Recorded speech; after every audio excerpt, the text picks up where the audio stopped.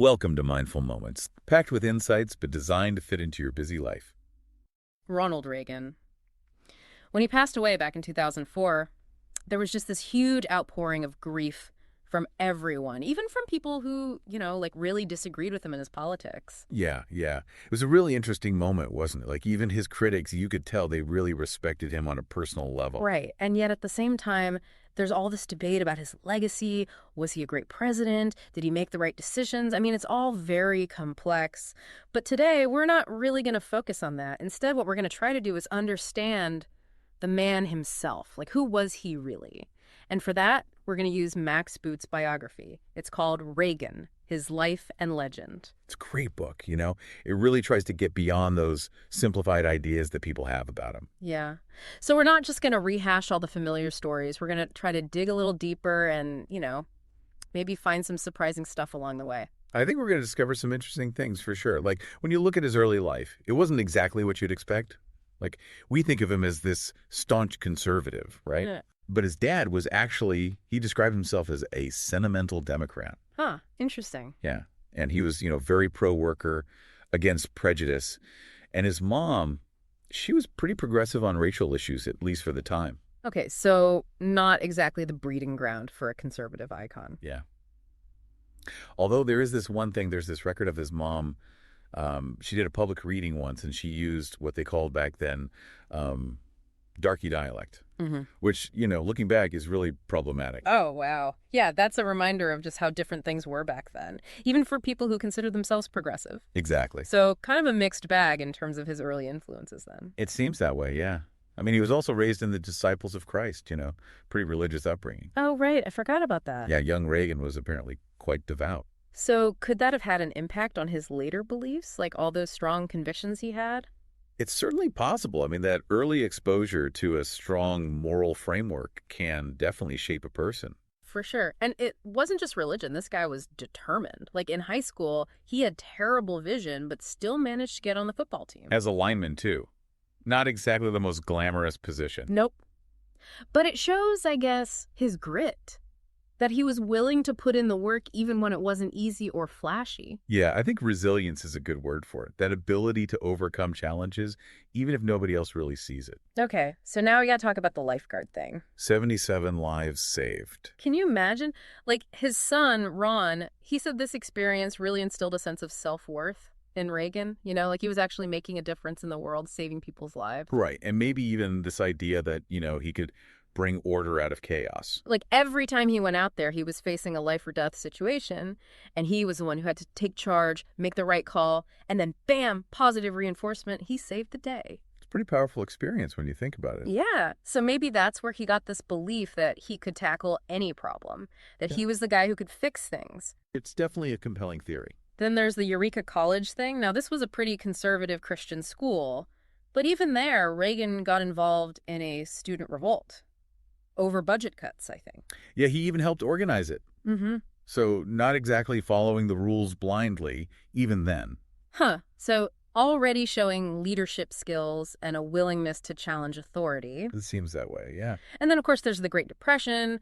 I mean, that must have had a huge impact on him, seeing all that economic hardship, all those people struggling. Absolutely. It's what shaped his early liberal views, actually. He really believed in the need for government intervention. So his political journey wasn't just a straight line from conservative upbringing to conservative president. It was more complicated than that. Oh, much more. And I think that's what makes it so fascinating. Okay, so he graduates. And what does he do? He gets a job in radio, right? Yeah. Yeah. Apparently he had this really pleasing and well-modulated voice, perfect for radio. And we all know how that voice served him later on. Oh, absolutely. It became a huge part of his political success. Yeah. Being able to connect with people to get his message across. Right. But even before all that, there was this interesting episode in his love life. He was engaged to this woman, Margaret Cleaver, but they broke up. And it really hit him hard. Yeah. He felt like he'd lost not just a partner, but someone to love. So maybe this set a pattern for his relationships. Like he was hesitant to commit at first, but once he did, he expected it to last forever. It's definitely a possibility. It shows a different side to him, more vulnerable than his public persona. So then we have the move to Hollywood. And it wasn't this, confident leap into stardom. He was actually pretty worried about leaving his radio career. Yeah. He had a steady job, good salary. Hollywood was a risk.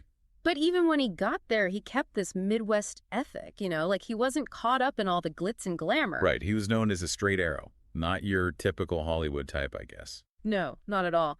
And then, of course, there's his first marriage to Jane Wyman. But they were very different people. She was all about her career, and he was getting more and more into politics. There are stories about how she'd tell him to shut up when he started talking politics. Ouch. So obviously, their interests were going in completely different directions. Yeah, that definitely contributed to their divorce. I mean, she just wasn't interested in his political ambition. Then there's his wartime service. It was in the 1st Motion Picture Unit, which was stateside, right? Yeah, so nothing too dramatic. But the press often made it seem like he was in the thick of the action. Right, like he was some kind of war hero, even though he never saw combat. It's interesting how, even then, there was this tendency to embellish his story. Okay, so now we get to his time with the Screen Actors Guild, or SAG. This is where his involvement in the anti-communist movement really takes off. Right. And it's a pretty controversial part of his life. Definitely. Like, publicly, he said he didn't want to point a finger at anyone, but then privately, he was naming names to the FBI. Yeah, there's a real disconnect there between his words and actions. It's like he was trying to play both sides. And under his leadership, SAG didn't exactly resist the blacklist, did they? No, they actually defended HUAC, the House Un-American Activities Committee, and they required these anti-communist affidavits from actors. So basically, if you were accused of being a communist, you were out of a job. Pretty much, yeah. Then there was the Conference of Studio Unions strike. Reagan opposed the strikers because he thought they were influenced by communists. Which is something that's still debated by historians. Like, how much influence did the communists actually have? Right. But regardless, Reagan's stance definitely put him on the side of management, not labor. Yeah, and it further cemented his image as a staunch anti-communist. And all of this whole anti-communist activity, it really raised his profile, didn't it? Put him in the national spotlight. Oh, yeah, for sure. It made him seem like this strong, principled figure who was willing to stand up for American values. And you could argue that it laid the groundwork for his political career. Absolutely. But even as he was transitioning into politics, he kept doing this thing, like telling stories that weren't true or using statistics that were, a little questionable. Yeah. It's like he was so focused on getting his message across that he wasn't always concerned with accuracy. Some of it was harmless enough, like those anecdotes about his childhood or whatever. But then there were other things, like those fake quotes he'd use, trying to link social welfare to communism. That's where it gets a little more problematic, for sure. So after GE let him go, he ended up hosting Death Valley Days. But you could tell his focus was shifting more and more towards politics. And then, of course, there's his support for Barry Goldwater. Right. Goldwater was a huge figure in the rise of the New Right. And Reagan's support for him really solidified his conservative credentials. It's a fascinating transition, actually, like going from Hollywood actor to serious political player. Reminds me of all the stuff they talk about on Mindful Moments in our podcasts. That AI audiobook analysis YouTube channel. Yeah, they really dig into those pivotal moments in history. Okay, so let's talk about him becoming governor of California. But this meant a big pay cut, right? Yeah. He actually took a huge pay cut. They even had to sell their Malibu ranch to make ends meet. Wow, so he was really committed to this whole political thing. It seems like it, yeah. But here's the thing that I find interesting. He actually managed to work with the Democratic Assembly Speaker, Jesse Unruh. Like, they struck deals, passed budgets, even though they were on opposite sides of the aisle. It shows he wasn't just an ideologue. He could be pragmatic when he needed to be. Right. So he wasn't just about, sticking to his principles no matter what. Exactly. Okay, so Nancy Reagan. She was much more sensitive to criticism than he was, right? Like, he could just shrug things off, but she really took it personally. Yeah, it's kind of funny how they had such different personalities, even though they were so close. Yeah, they were a real team, though. For sure. And then there's that whole Pearson incident. It's pretty clear that Reagan initially lied to protect his staff. He even called the guy a liar. Yeah. So loyalty was huge for him, even if it meant bending the truth a little. Interesting. Now, about the 1968 presidential election, apparently he wasn't even sure if he wanted to run. He said something about, fate takes a hand in these things. So maybe it wasn't just ambition driving him. Yeah, maybe he really believed that things happened for a reason. But then, of course, we have those campus protests at Berkeley and San Francisco State. And Reagan's response was, well, it was pretty strong. Oh, yeah, he came down hard on those protesters. And it actually helped him politically. Like, it tapped into this conservative backlash that was building. Right. He basically became the voice of people who were worried about all the social upheaval that was going on. And it showed he wasn't afraid to take a stand, even if it was controversial. Okay, so here's another interesting tidbit. He was actually really considerate of his staff. Like, he encouraged them to put their families first. Yeah. It's like he understood that there was more to life than just work. Yeah, so he wasn't some kind of heartless taskmaster. Yep. Then there's his whole approach to welfare reform in California. On the one hand, you have all this tough talk about cracking down on tax takers, but on the other hand, he also recognized that there were people who genuinely needed help. Right, so it wasn't just about slashing welfare programs indiscriminately. Yeah. And then there's that story about the Cisco family, how he personally helped them out, even though it went against his own policies. It's like he had this capacity for compassion that wasn't always reflected in his public pronouncements. Yeah, it's fascinating how many layers there are to this guy. Totally. Okay, so now we're getting closer to the presidency.